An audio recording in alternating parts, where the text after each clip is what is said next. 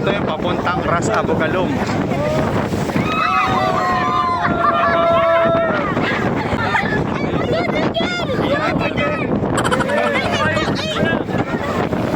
Tataka lang ako bakit wala tayong life vest.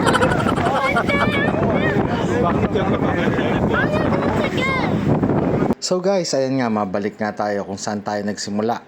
Ayan, at meron na pong nag-aabang sa amin na boat dahil provided na po yan ng Matigo. Well, sa umpisa ay talagang napakakalmado ng lahat, pero mukhang kinakabahan na rin si Bunso dahil first time niya itong ma-experience, to be honest. At sa mga puntong ito ay hindi mo na nga makakausap yung asawa ko dahil nag-uumpisa na siyang magdasal.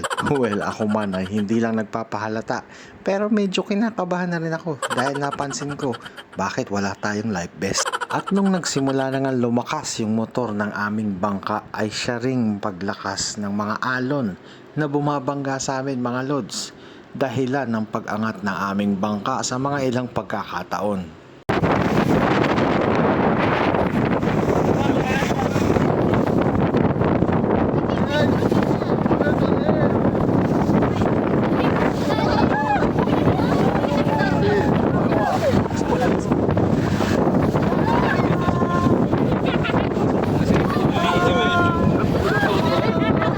At sa pagkakataon niyang ito mga lods, grabe, sobrang intense na nung alon.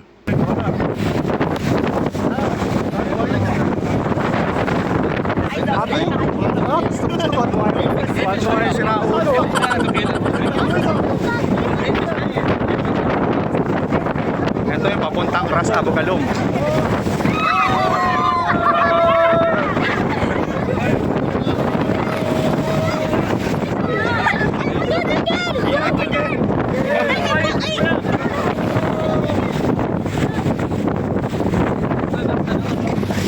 Tataka lang ako bakit wala tayong life vest.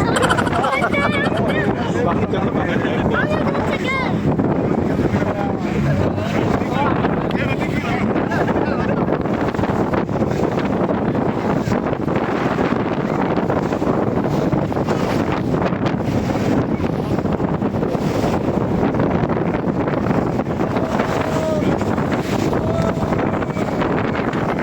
Actually mga lods, tawang-tawa kami dito na wala yung kaba namin dahil mas dinig na dinig namin yung sigaw ni ate girl dun sa kabilang bangka. Sana marinig nyo.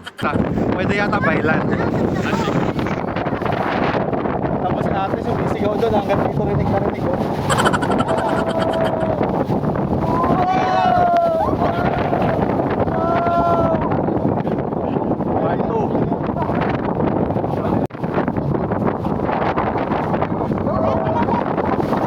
Wagas yung sigaw ni ate.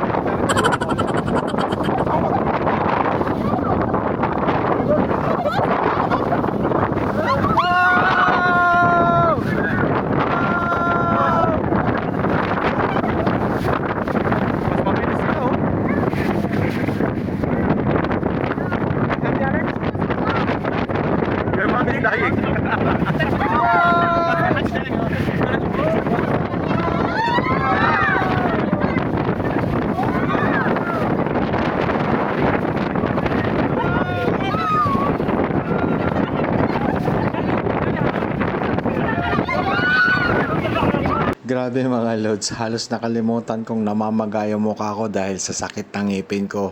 Dahil sa kaba, sa laki ng mga alon, grabe.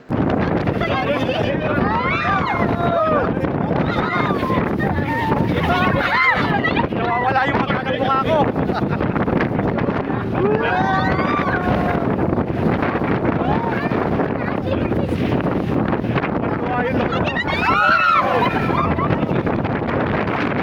At mabuti naman ay nakarating tayo ng safe and sound sa Ras Abugalum. So ang susunod naman nating kwento ay yung pagpunta naman namin from Ras Abugalum.